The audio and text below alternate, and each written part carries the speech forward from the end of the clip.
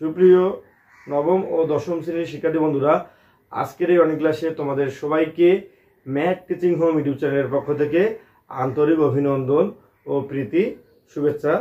প্রিয় শিক্ষার্থী বন্ধুরা, আশা করছি তোমরা সবাই সুস্থ আছো এবং ভালো আছো।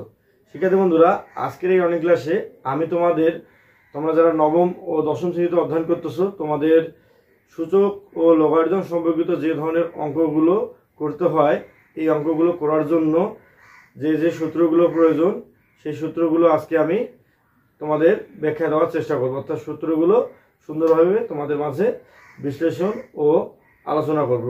তো প্রিয় শিক্ষার্থী বন্ধুরা, আজকে আমরা মূলত সূচকের যতগুলো সূত্র রয়েছে, এই সূচকের সূত্রাবলীগুলো নিয়ে আলোচনা করব। প্রিয় শিক্ষার্থী বন্ধুরা, তোমরা এতক্ষণে মনে হয় আমাদের এই ক্লাসের টাইটেল দেখেও বুঝতে পারছো যে আজকে আমরা সূচকের সূত্রাবলী নিয়ে আলোচনা করব এবং সেই সাথে কিছু শর্ট ট্রিক্স ও শর্ট যে কোশ্চেনগুলো রয়েছে সেগুলো তোমাদের সলভ করে দেখাবো। তো প্রিয় শিক্ষার্থী বন্ধুরা, আমরা শুরুতে চিনব যে সূচকের মধ্যে ভিত্তি, ঘাত এগুলো কাকে বলে। তো আমরা যদি লক্ষ্য করি বোর্ডে, এখানে আমরা এরকম করে যদি কোনো একটা সংখ্যা লিখি, যে বা কোনো একটা আলফাবেট ইংলিশ, এইখানে এক্স লিখলাম, এরপরে পাওয়ার দিলাম আমি 7। এখন এই যে এখানে এক্স টু দি পাওয়ার 7, এটা আমরা এভাবে পড়ব। যদি আমরা পড়ার সময় পড়ব এক্স টু দি পাওয়ার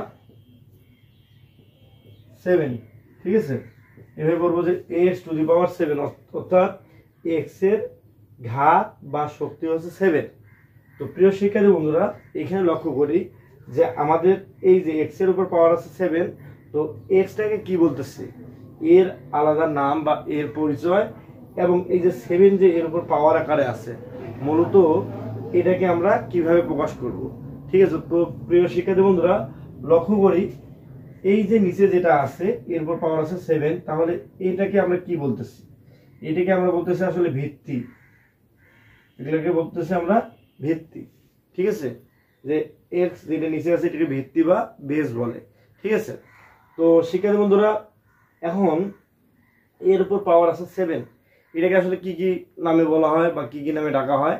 তো এটাকে মূলত আগে বলে সূচক, বা ইংলিশে হচ্ছে এক্সপোনেন্ট। তো এক্সপোনেন্ট বা আবার বাংলায় বলে সূচক, আবার হচ্ছে শক্তি, ঠিক আছে, আবার বলে যে পাওয়ার, ঠিক আছে, আবার হচ্ছে ঘাত। অর্থাৎ তাহলে এখানে এক্স এর ঘাত হচ্ছে 7। প্রিয় শিক্ষার্থী বন্ধুরা, আবার বলতেছি, এখানে এক্স এর ঘাত হচ্ছে 7, আর এক্স নিজেই হচ্ছে ভিত্তি বা বেস। ঠিক আছে, আমরা যেমন বাসা বাড়িতে যখন ইট দিয়ে কোনো একটা দালান তৈরি করা হয়, অর্থাৎ আমাদের যে ইটের বাড়িগুলো যে তৈরি করা হয়, ফ্ল্যাট হোক বা যে কোনো হোক, তো নিচে দেখা গেলো মাটির নিচে যার যার সামর্থ্য মতো 2 ফিট 3 ফিট করে ইট পুঁতায় রাখে বা ভিত্তি দেওয়া, যেটাকে বলে যে ভিত্তি দেওয়া।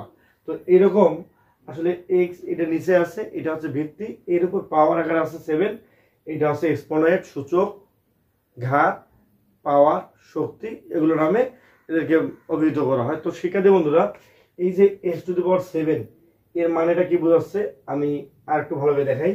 যে এমন যদি হয়, এখানে আছে এর উপর পাওয়ার আছে 3, তাহলে মূলত আমরা এ টু দি পাওয়ার 3 বলতেছি বা এ কিউব বলতেছি। কিন্তু এটাকে আমরা কিভাবে ডিফাইন করব, যে আসলে এখানে এর উপর পাওয়ার 3 বলতে আসলে কি বোঝায়।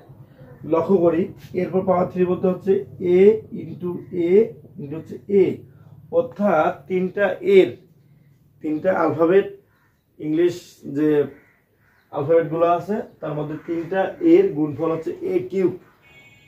তাহলে এখানে এ টু দি পাওয়ার 3, তো এ হচ্ছে ভিত্তি বা বেস, আর 3 হচ্ছে ঘাত, শক্তি, পাওয়ার, এক্সপোনেন্ট, এগুলো বলতেছে। তাহলে এই 3টার গুণফল হচ্ছে এ কিউব। ঠিক আছে, 3টা এর গুণফল। তাহলে এখানে আমরা ভাবি যে এখানে একটা এ, এখানে একটা এ, এখানে একটা এ, তো এর উপরে একটা পাওয়ার, এই এর উপরে একটা পাওয়ার, এই এর উপরে একটা পাওয়ার। তাহলে লক্ষ্য করি তো এখানে আলাদা আলাদা ভাবে আছে তিনটা পাওয়ার, মানে একটা একটা একটা তিনটা, আর এখানে কত আছে 3 আছে। তো লক্ষ্য করি 3 এখানে আছেই, আর এখানে হচ্ছে 1 প্লাস 1 প্লাস হচ্ছে 1, ঠিক আছে। তো এই যে এটা যে হইলো পাওয়ারগুলো যোগ করে আমরা কত পাবো 3 পাবো। তাহলে লক্ষ্য করি এইখানে লাইনটা এমন হওয়ার কথা না যে এ এ এ অর্থাৎ তিনটা যে আছে এ পাওয়ার 1 এ পাওয়ার 1 এ পাওয়ার 1, তো তিনটা ভিত্তি এর মধ্যে একটা ভিত্তি এ নিলাম আর পাওয়ারগুলো যোগ করে দিলাম এরকম। তাহলে কত পাবো আমরা পাবো এ পাওয়ার হচ্ছে 3 অর্থাৎ এ কিউব। তাহলে এটা বলতে বোঝাচ্ছে যে তিনটা এর গুণফল। আবার এই যে একটু আগে বললাম যে x টু দি পাওয়ার 7 বলতে কি বোঝায়, এটা হচ্ছে যে 7টা x গুণ অবস্থায় এখানে আছে।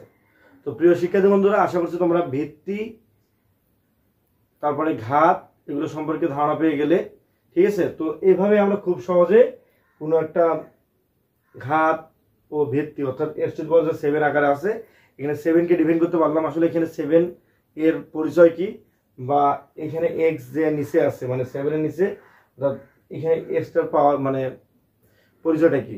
তো শিক্ষার্থী বন্ধুরা, এখন আমরা সূচকের আর কয়েকটি সূত্র নিয়ে আলোচনা করি।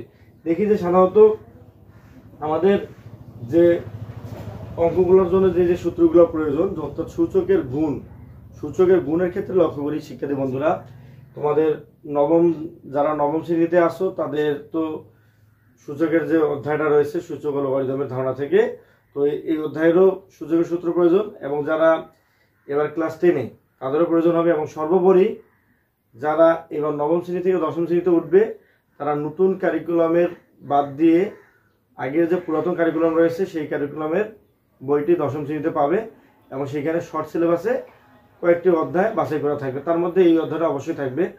পুরাতন কারিকুলামের বইয়ের গণিত বইয়ের 4র্থ অধ্যায় হচ্ছে সূচক ও লগারিদমের। আজকে আমরা সেই সূচক নিয়ে আলোচনা করতেছি।